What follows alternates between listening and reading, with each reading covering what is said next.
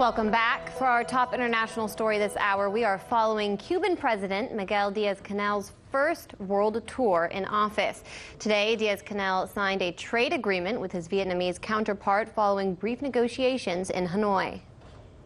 We agree that territorial disputes have to be resolved with peaceful means on the basis of respecting international laws. Vietnam and Cuba will support each other at international cooperative organizations, multilateral forums, especially at the United Nations.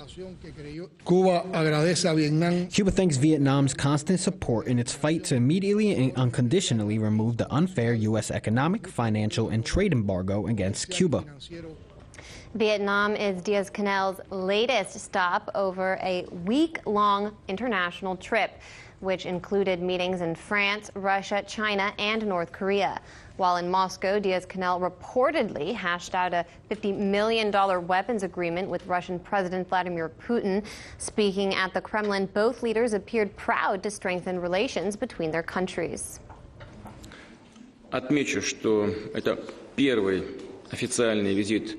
I will note that this is the first official visit to Russia by Mr. Diaz-Canel after taking office as the head of the government.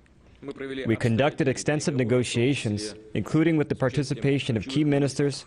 We discussed a full range of issues of bilateral cooperation and examined topical issues on the international and regional agenda.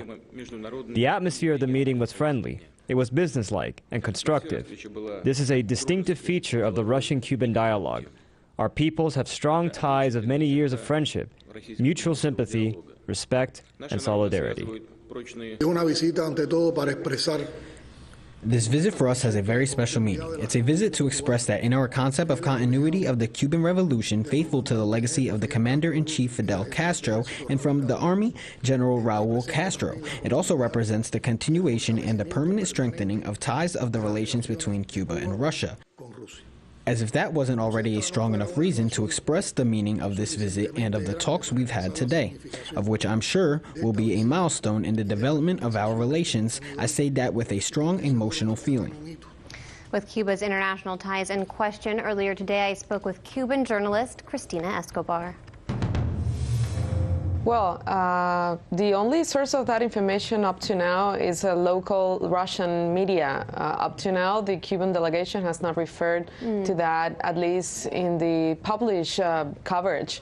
Nevertheless, I do believe it's a sign that Cuba is determined to sustain a good and healthy relation with Russia.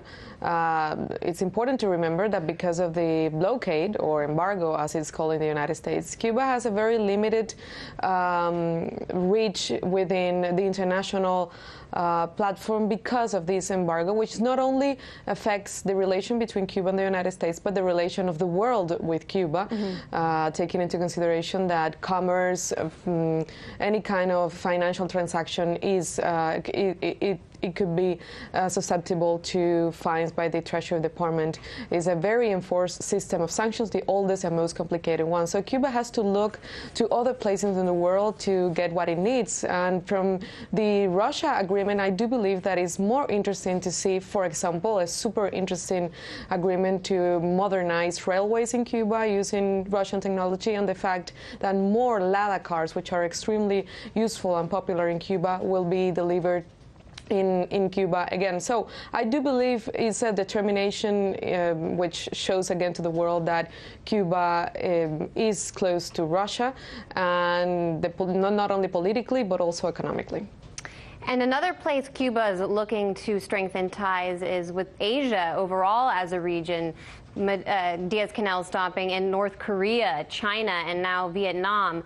Why is this aspect of the trip significant? It is significant because, again, because of the lack of closer partners, Cuba has been forced to look at very, very far away partners, but with a lot of political agreement. You can see that all the stops that he's been official stops, Laos, Vietnam, China, North Korea, countries which are socialist or communist, and Russia, which used to be communist and is definitely one of the most important Cuba partners politically and economically speaking.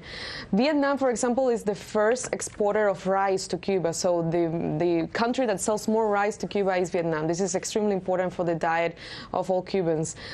China is one of the most important commercial partners with Cuba, and are all countries which are able to do business with Cuba, bypassing in many ways the U.S. blockade on Cuba.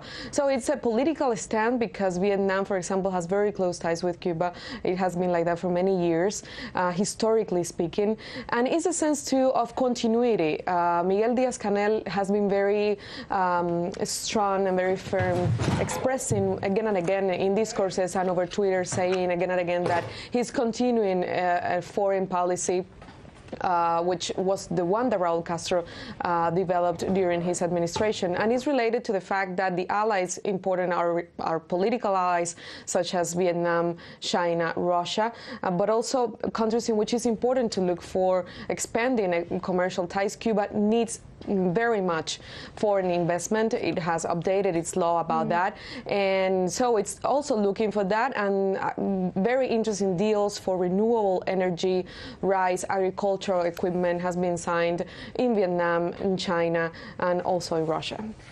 And in about the minute we have left, can you just tell us how you personally view Miguel Díaz-Canel's trip, and if you see any difference in his style and previous leaders of Cuba?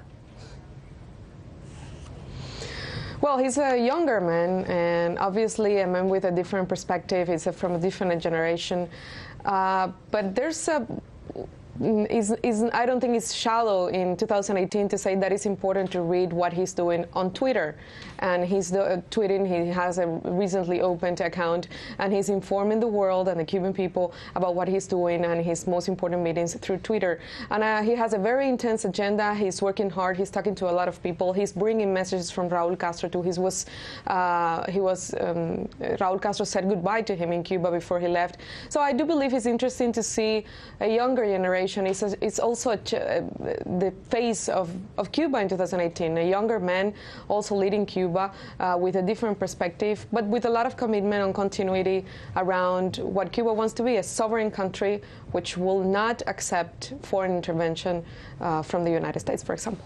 All right, we'll leave it there for now. Cristina Escobar, thank you so much, as always, for coming on the show. Hey YouTube, thanks for checking out our channel. We hope you enjoyed the video. We have tons of content for you just like this. For more of RT America's one-of-a-kind news and analysis, be sure to subscribe and never stop questioning more.